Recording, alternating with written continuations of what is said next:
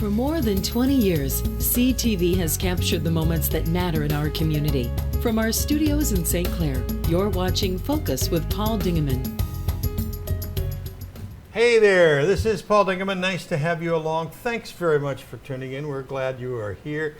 We've begun July already, and we've got some information from two important people. Teresa Hawkins, the Executive Director of the St.Clair Recreation Department, and the Executive Director of Community Mental Health, Ms. Deb Johnson, will be along. So lots of information, good information for you. Let's begin with Ms. Teresa Hawkins. Nice to see you. Yes, Happy it's 4th been a of while. July. Yes. Great crowds at the fireworks, a great Definitely. display. Had 2 barges this year, so it really It's very exciting. was very spectacular. But that really only kicks off what you've got going for the month of July and August. So let's review it. What's happening at the pool? Well, our pool is up and running. So we opened in mid-June, right after school was out of session. So we have our adult lap swim Monday through Thursday from 10 to 11. Then we have our competitive swim team really? that practices after that. And then open swim. On a regular basis, we have open swim from 1 to 6, Monday through Saturday. We extended our hours a little bit on Tuesdays and Thursdays, and it's a $2 drop-in. I was just going to say, it's the cheapest bargain in town. Exactly. Our lifeguards are all American Red Cross certified. We do offer lessons, but our lessons are kind of winding down. We have 2 more weeks, but that's another program that we offer that's at the pool. So one of the things that's happening now is you are contemplating having a splash pad at the old Kletcher Park. yes. You're raising money. What are you doing? We are working. We're kind of setting the ground work for that project. We think we'll have a big reveal in September. Oh, okay. So we're working on some sponsorships, some grants, opportunities, and things like that. And then we want to get the public involved. We are going to have a 50-50 raffle during the offshore boat races, Saturday and Sunday, down at the Palmer Park. That all the benefits will go to Kletcher Park project. Wonderful, so wonderful. we're going to try that. Good. And we're going to work with our headquarters for the raffle tickets will be with the St. Clair Police Foundation tent. So we can look for that, and they'll be announcing throughout the day. You always have a bevy of events. Yes. Let's get into that. Okay, because it is July, and that's kind of, so our concerts continue. We have a couple of concerts in July. Our concerts are in the park, Palmer Park, Fridays from 7 to 9. And we have July 14th. And then July 21st, we actually have a Gordon Lightfoot tribute band. Oh, really? Yes. So that should be interesting. That's different. And the location, so maybe a freighter will go by when he's singing the Edmund Fitzgerald. Are you going to have the county stage? Yes, we have the showmobile for all of our concerts. Okay. Yes. And also there's been stuff going on across the street in the plaza. Right. But that's separate from what you do. Right. We And work together. You don't compete in your one ends and the other starts, right? Right. Ours is from 7 to 9 when we have a concert, and then they kick in right at 9 o'clock to 11 and that. And we're doing some joint efforts too. So we always work together. Lots of stuff going on downtown. And then we have, I'm going to say, our family friendly events, but it's really for all ages. But we Tuesday, July 11th is our outdoor movie. Oh, that's always at Palmer Park. So it's an outdoor movie. We have a little music entertainment. Brandon Pavlo is going to play. Yep. And we have a bounce house and some bubbles and things like that for the kids before the movie. And it's an LED screen, so we can start at 7:45. It doesn't have to be completely dark. And the featured movie is Puss in Boots: The Last Wish. All right. Which is the last one that was Oscar nominated. And then on Thursday, the 13th, is our kids' garage sale. So we are still taking registration. If you want to clean out your closet, have the kids come down and sell their toys, games. It's kid focused. We don't really want household appliances or things like that. And this year we're having it at the Eddy Center. Oh, you are? On 9th Street, because we thought it was more neighborhood, garage sales, by the pool, and that type of thing. So there's no fee if you want to sign up. We prefer pre-registration so we know how many people are going to be there, but you can just come that day. Where will it be at the Eddy Center? We have the gymnasium if you want to set up inside, or certainly there's some grass area in the front if you want to be outside. So it's a good event. It teaches kids the value of and their wants and needs, and how much you paid for the original toy and how much you can sell it for. Or they can trade. So hopefully you're not going home with more than what you came with. So. Yeah, you don't want to do that. And then we have our bike parade, which is a little neighborhood bike parade, and we decorate the bikes. And our parade starts on 6th Street by the Episcopal Church. That's where we decorate the bikes. Fire department, police department participate, and then we go to the Historical Museum. And then they have games, and you can tour the museum. And what's fun is a lot of families, that's the first time they get a chance to go to the museum. So hopefully they go back on their own. And we have ice cream. And this year, State Farm Insurance up on River Road, Zach Egan is sponsoring our ice cream for nice guy. That's very good. For the bike parade. And let's see. The pool does stay open till the 3rd Saturday in August. So most of our events are in July, but the pool will remain open.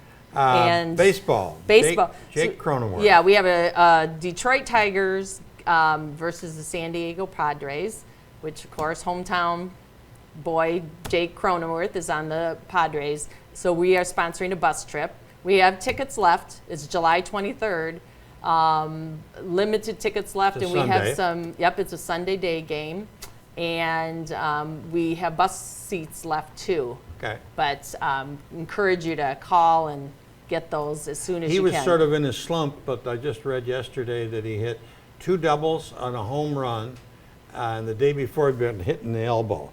So maybe he's getting doing hit good. Helped him. I don't know what it was, but and we have box seats. We're behind the San Diego dugout. Wonderful! So we'll see him coming in and out, and there on usually. I think he plays second base. He plays so many positions, but first or second base. So you're busy. So busy. So that's all our July concerts and events. And then before we know keep us informed on the splash pad. And yes. Activities are going there at Kletcher Park. Yes. Great idea to renew that facility and get it up and running. So a lot of things Hawkins going on. is the lady's name, and she always has important things for you from the St.Clair Rec department. And you can always go online to St.Clair Rec, REC.com. There you go. St.Clair Rec. StClairRec.com, and you'll get all the information. More information from Deb Johnson. That's coming up next.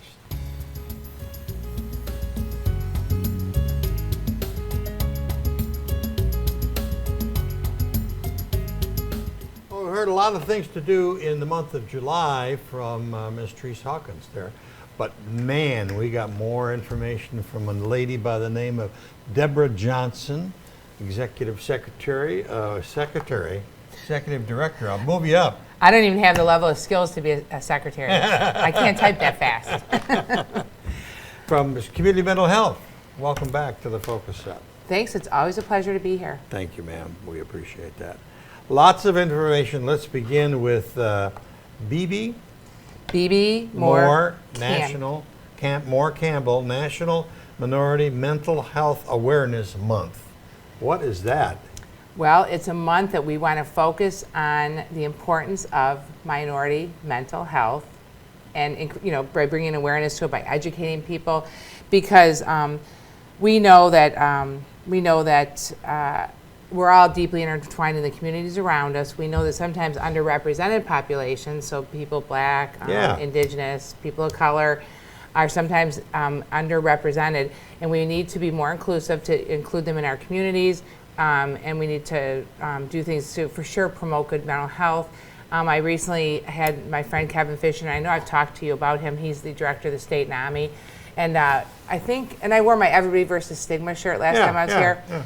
Kevin happens to be a black man also, but he came here and talked with me. I should have got him today too, but to talk about the importance of bringing awareness about mental health issues, because people tend to, especially from the black community and other underrepresented, there's more stigma associated because of cultural issues and other factors that impact that, and so we want to continue to talk about it and get people to be more open about it and hopefully get the help that they need. So we know that mental health issues impact folks of color about at the same rate as their white counterparts or Caucasian counterparts, but they get treatment about half the time.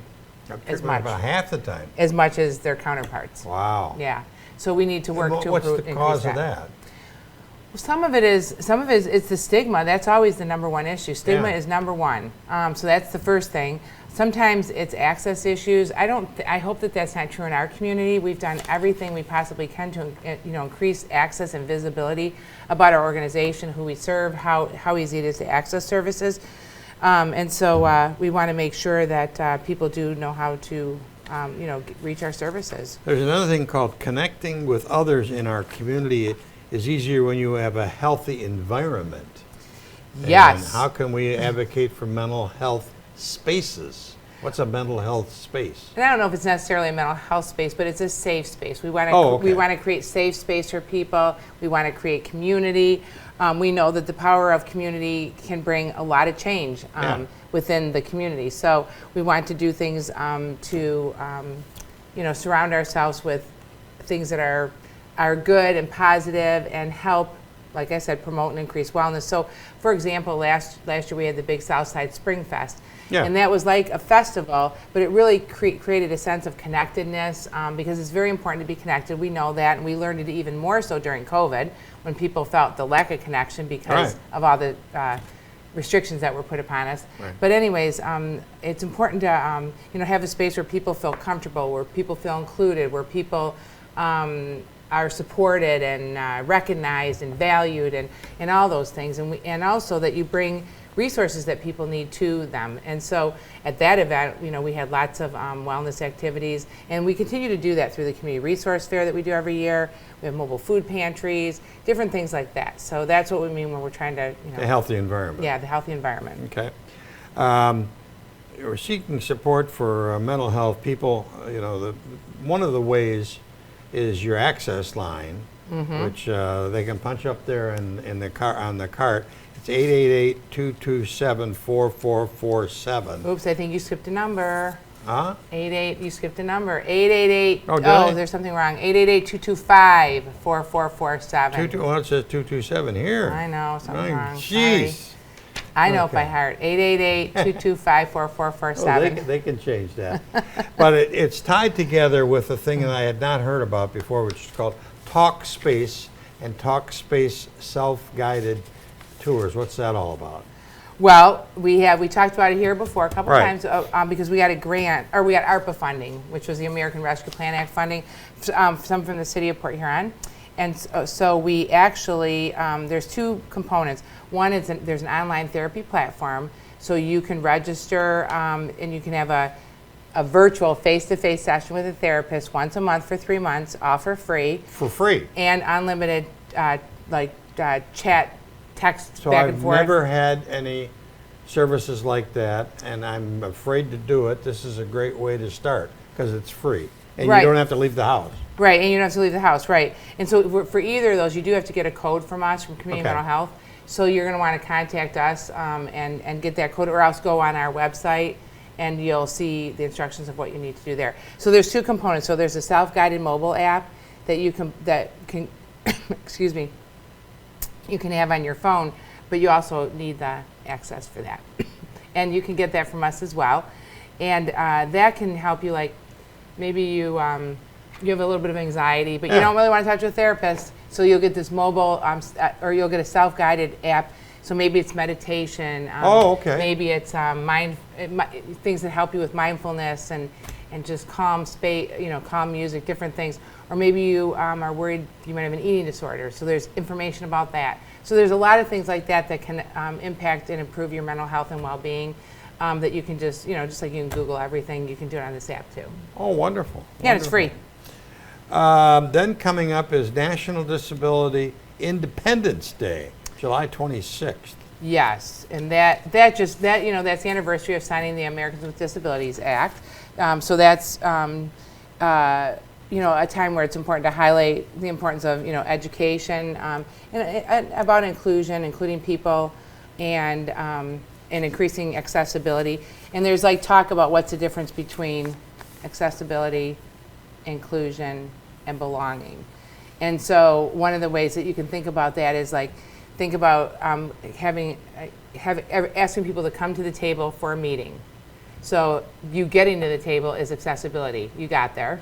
Yep. But being a part of it and being able to contribute is being and people asking you what's your opinion. What do you think about that, Paul? Right. That's inclusion. You're being included, and belonging is just when you have people that are being emotionally or supporting you emotionally, socially, etc. So there's a big difference between just simply accessibility and belonging, right, and in between inclusion. Yeah, you can sit there all afternoon and they don't have to ask your opinion. Right.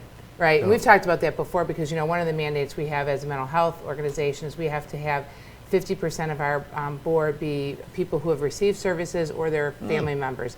So it's not enough to just put somebody on a board that it doesn't maybe have the they don't understand how to participate because you didn't support them in the way they need to be supported so that they can fully participate. So that's one of the things, again, it's not just having them at the table because that's access, but it's actually including them and maybe they need a support person. Maybe you need to review the materials ahead of time with them in a different way so that they understand. So it's things like that. So the American with Disabilities Act obviously is a big important time in our history because that's what it was intended to do. Dementia. You got some information on dementia there. I do. And there's a couple things. Like one of them is, of course, I stapled my card and I gave all the rest away. What do you got one here? No, that's a different one. Oh. I'm going to tell you about that in a minute. But this is our annual walk. It's a 5K timed run or a walk. It's going to be September 24th. Starts at Kiefer Park. And the money raised goes to the Dementia Alzheimer Association of St. Clair County. The money is used to provide respite care grants for people and also educational events. And also to produce materials throughout the county. And that's in September, so you and I will talk about that again. Yep, we're going to talk again about it. But this is the brochure, and if you or somebody you know has Alzheimer's dementia, there's a lot of great resources in here. Yeah. See? Where do I get this brochure? No, you can ask me, and I can get them. We're trying to put them in every doctor's office in the county. That's a good idea. And we're trying to just wherever in public places. I just gave some to your city rec person. Yeah. Put them in City Hall upstairs. Okay. And then the other thing that we're really trying to promote is the Respite Care Fund because we recently received 2 sets of funding, some ARPA funding from St. Clair County, and also we received money from the Ralph C. Wilson Foundation to provide respite in our community. So we have money available, and basically any resident in St. Clair County can apply for this, and it's not really income-based. You can look at the back. Look how simple the application is. Super easy. Yeah. It's also online. If you go to our Facebook or the website, Dementia Alzheimer Association of St. Clair County, you can apply online, and you'll get a $1,000 per calendar year grant. $1,000 grant? A year. A year. And sometimes we make exception and give more than $1,000 in the year. And what can I use that money for? What happens is we don't actually give you the money, but let's say you had a person you were caring for, but then we say you want to connect with, these are the approved providers, so Council on Aging, Life Skills Memory Center, Comfort Keeper, there's all these places, Visiting Angel, Senior Helper, and then you say, I want to use Harbor Healthcare. I'm just making one up. Right. Harbor Healthcare, and we say, okay, so we sent the money to Harbor Healthcare after they provide the services to you, to your family. Okay. So anybody can use it. The approved providers are on here. This is the process, but what kind of care can I get? You can get like, so if you're living with somebody 24/7 who has Right. Alzheimer's, dementia, I want to get out for you a need week. a break. Not a week, Yeah. maybe, but maybe a day or so. Yeah. And then you can go do your shopping, or you can just go out by yourself and It's just. so important. It's so important because self-care is super important. If you don't take care of yourself, how to take care of others. Right. So, and I probably should clarify, sometimes people get confused. I'm talking about that, but I'm the president of that board. That is a separate 501c3 from St. Clair County Community Mental Health, and I think it's important to kind of point that out. Yeah. And then the other thing I like to promote is that. Okay, this one I'm going to hold up, and the color will tell what it is. It's cancer something. It sure is. And coming up when? It's Wednesday, August 9th. It's going to be at Fort Gratiot Lighthouse, and it is the 14th annual Human Breast Cancer Ribbon.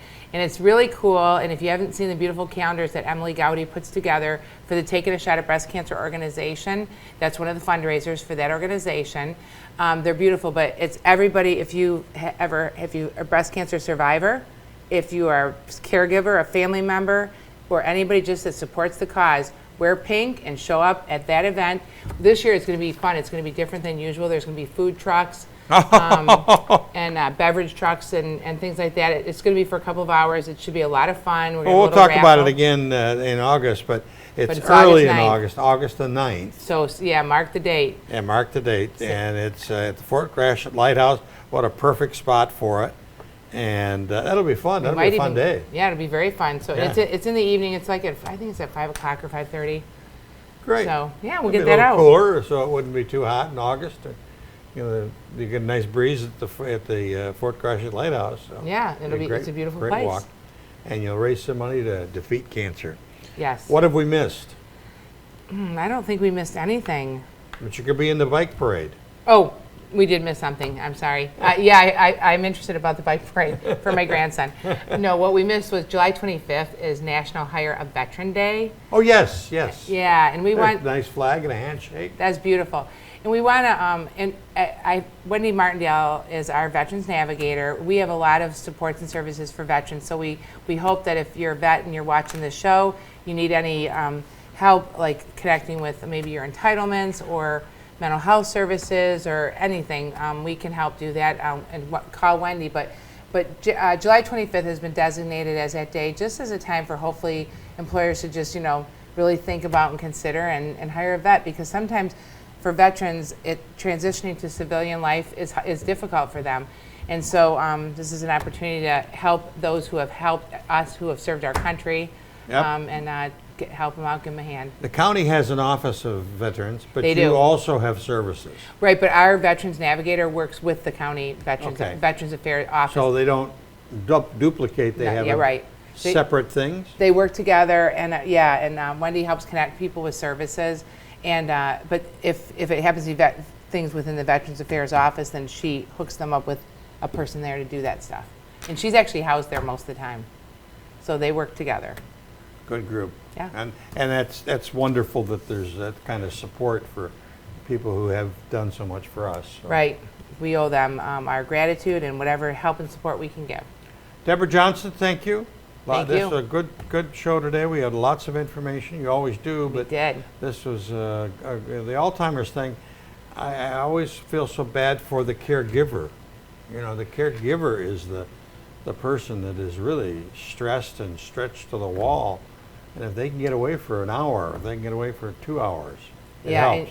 And you have to do it. And I think people would feel better leaving their loved one with somebody who they know is trained to provide the care and support that needs to happen, because sometimes not just anybody can That's do right. that for you. That's right. So use one of these these resources that are out there. There's all these people that are trained and know how to interact with folks who have Alzheimer's or dementia, and so we hope people will take advantage of this free service. Deb Johnson, thank you. Thank you. That's about it for this edition of the Focus program. Thanks very much for tuning in. Till next week, we'll see you. Paul Dingeman here. Thanks for watching Focus with Paul Dingeman. Focus is produced at the CTV Community Television Studios in St. Clair.